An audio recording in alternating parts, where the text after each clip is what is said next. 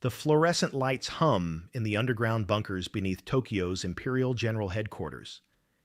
It's 8:30 a.m., August 6th, 1945, and the humid summer air carries the weight of a nation at war for nearly 4 years.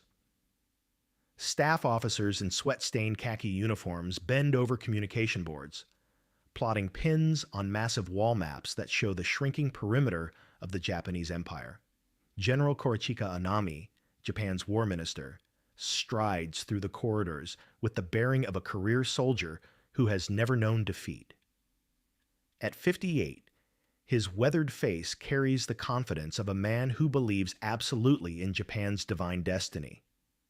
The morning briefing should be routine.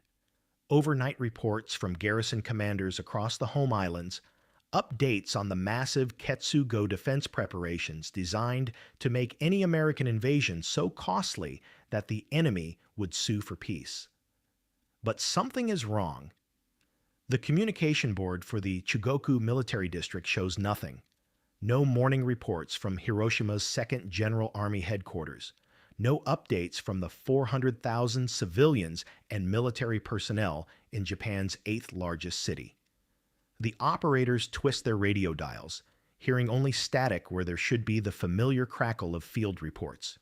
"Sir," a young communications officer stammers, sweat beading on his forehead despite the underground cool. "We've lost all contact with Hiroshima. All military frequencies, all civilian radio. Everything went silent at approximately 8:15 this morning." Anami's dark eyes narrow. In 4 years of total war, entire cities don't simply vanish from the communication grid.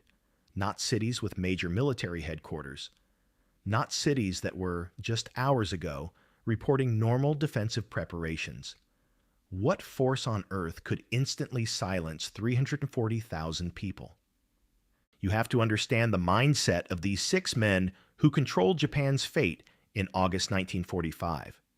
They called themselves the Supreme War Council, the Big Six, and they genuinely believed they held the keys to victory even as American B-29s turned their cities to ash night after night. General Anami, Admiral Somu Toyoda, General Yoshijiro Umezu, Prime Minister Admiral Kantaro Suzuki, Foreign Minister Shigenori Togo, and Navy Minister Admiral Mitsumasa Yonai. 6 men, 70 million lives hanging in the balance. But here's what made them so dangerously confident. They knew secrets the Americans couldn't possibly imagine. Since 1940, Japan had been racing to build its own atomic bomb. 2 separate programs, the Army's NIGO project under Dr. Yoshio Nishina, and the Navy's FGO program under Dr. Bunsaku Arakatsu. These weren't amateur efforts.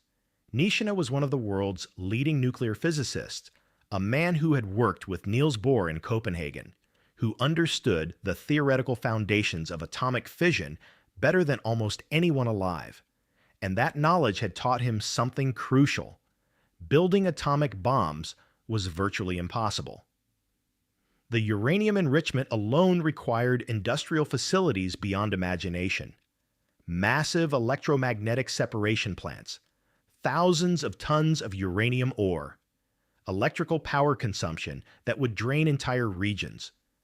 Japan's leading scientists had calculated that even the mighty United States, with its untouched industrial base, could produce perhaps 1 or 2 atomic weapons at most, maybe 3, if they had started earlier than anyone suspected. So when the morning reports began filtering in, scattered, contradictory, barely believable, the military leaders dismissed them with the confidence of men who possessed superior knowledge.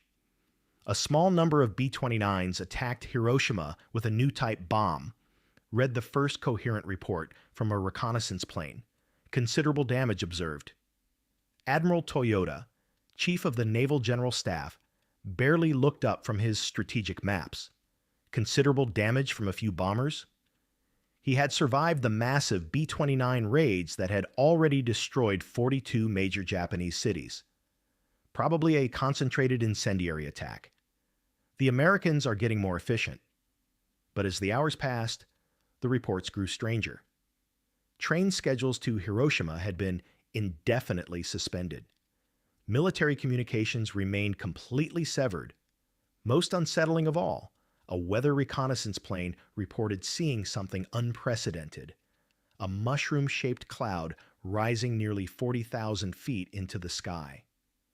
Then came President Truman's radio announcement, transmitted by shortwave and picked up by Japanese monitors. 16 hours ago, an American airplane dropped one bomb on Hiroshima, an important Japanese army base. That bomb had more power than 20,000 tons of TNT. It is an atomic bomb. The silence in the Supreme War Council meeting room was deafening.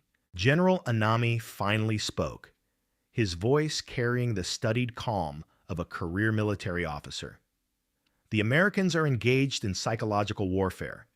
Even if they have developed some form of atomic device, the technical requirements make mass production impossible. Our own research confirms this. Toyota nodded grimly. If the Americans possessed an arsenal of such weapons, they would have used them months ago. This is clearly a desperate gambit.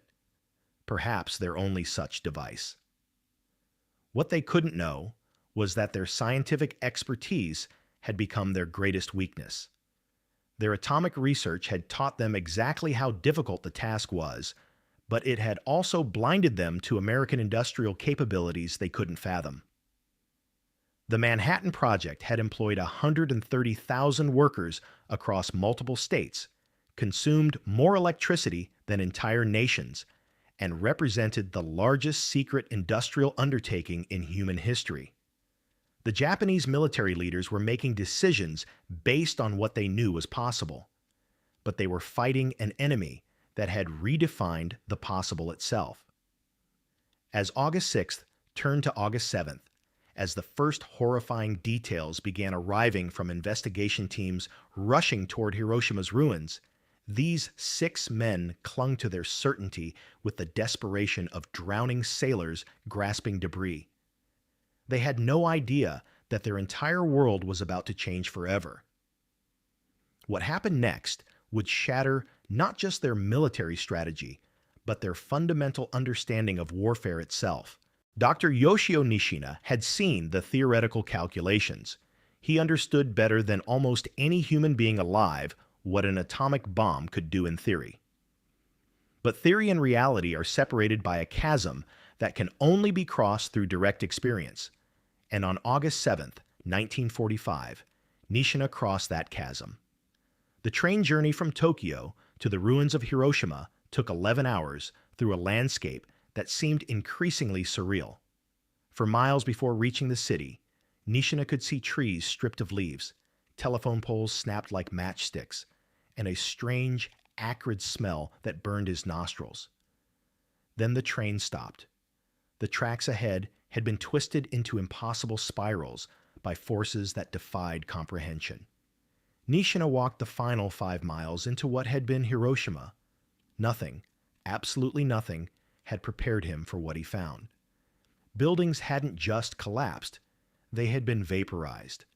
Human shadows were burned permanently into concrete walls, the ghostly outlines of people who had been walking to work when 8:15 a.m. became the last moment they would ever experience. The hypocenter, where the bomb had detonated 1,700 feet above ground, was a perfect circle of absolute destruction extending for miles in every direction. Most haunting of all were the survivors.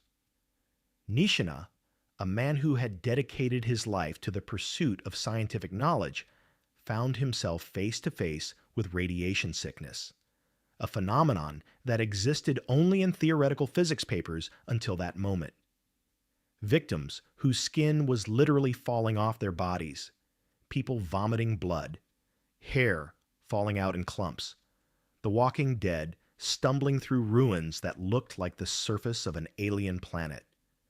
Nishina's hands trembled as he took measurements with his Geiger counter, the clicking growing frantic as he approached ground zero. This wasn't just an explosive device.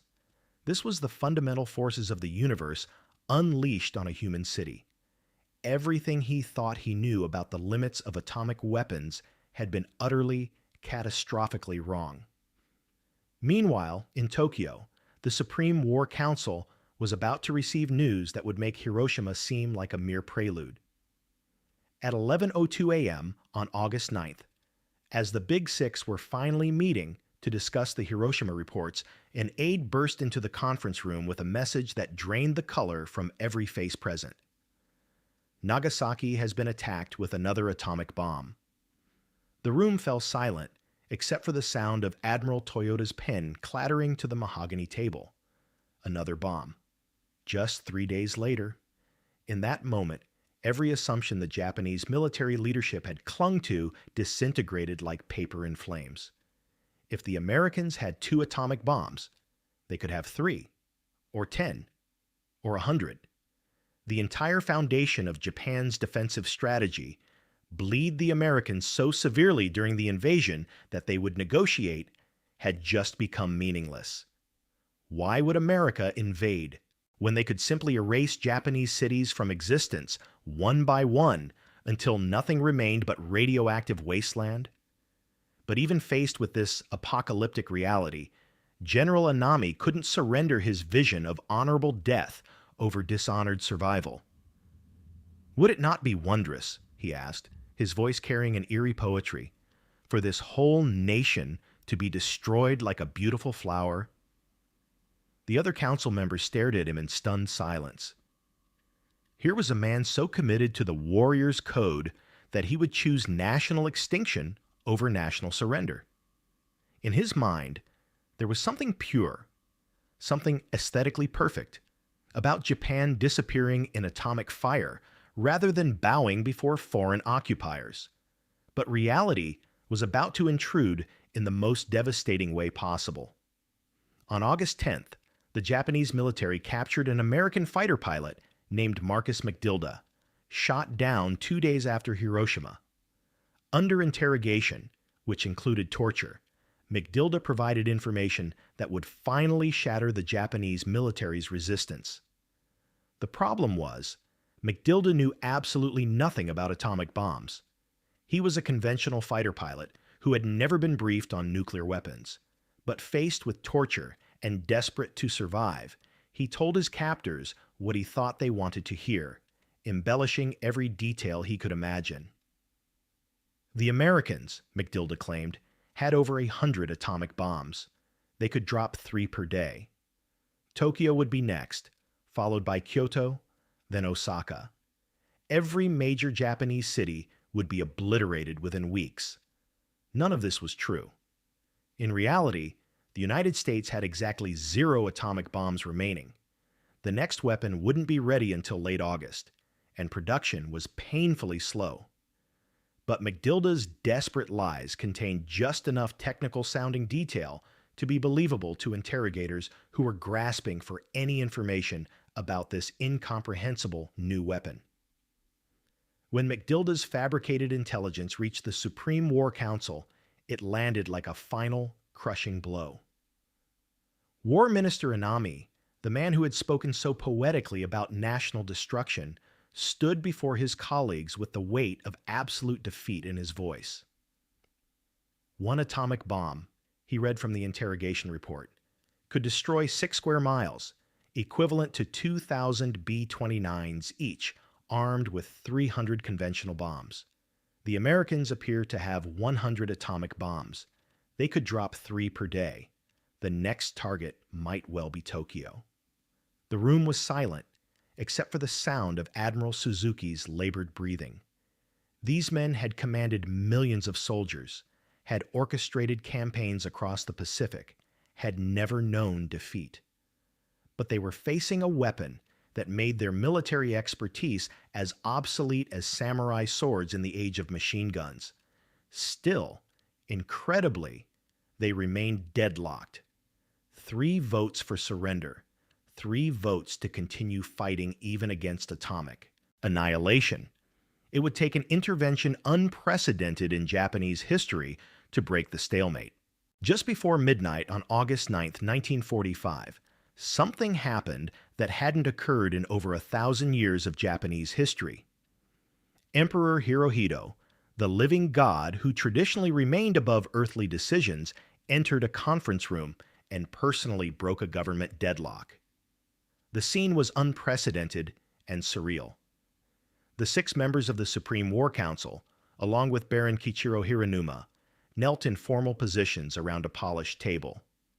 The emperor, small in stature but carrying the weight of divine authority, spoke words that would end not just a war, but an entire way of thinking about warfare itself. "I have given serious consideration to the situation at home and abroad," Hirohito said, his voice barely above a whisper. "We must bear the unbearable and suffer what is insufferable." In that moment, Japan's military leaders faced the ultimate choice between honor and survival. Some, like Prime Minister Suzuki, accepted the new reality.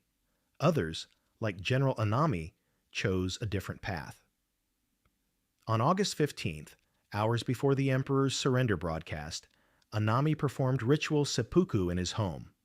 He died as he had lived, according to the warrior's code that atomic weapons had rendered obsolete. His final poem, written in his own blood, spoke of loyalty to the emperor and regret that he could not serve longer. He never acknowledged that the world had fundamentally changed. But perhaps the most tragic figure was Admiral Toyota, who had so confidently declared that Americans couldn't have many atomic bombs.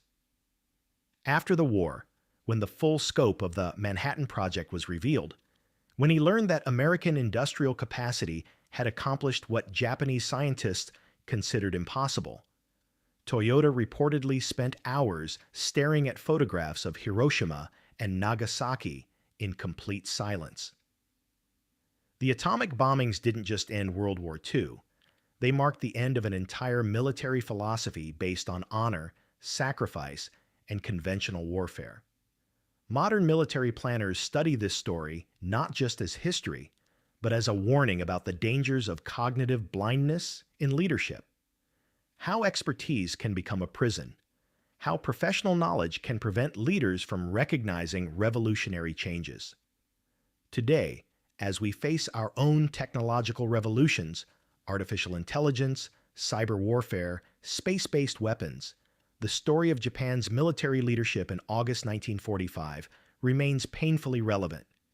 It reminds us that the greatest military disasters often come not from external enemies, but from internal inability to adapt to new realities. The Japanese military couldn't believe America's atomic bomb devastating power because they had convinced themselves it was impossible. Their scientific knowledge, their professional expertise, their cultural confidence all became weapons used against them. Sometimes the most dangerous enemy is the certainty that you understand the rules of the game, even when someone else has already changed them forever. What lessons are you taking from this story? Share your thoughts about leadership, technology, and the courage to challenge our own assumptions.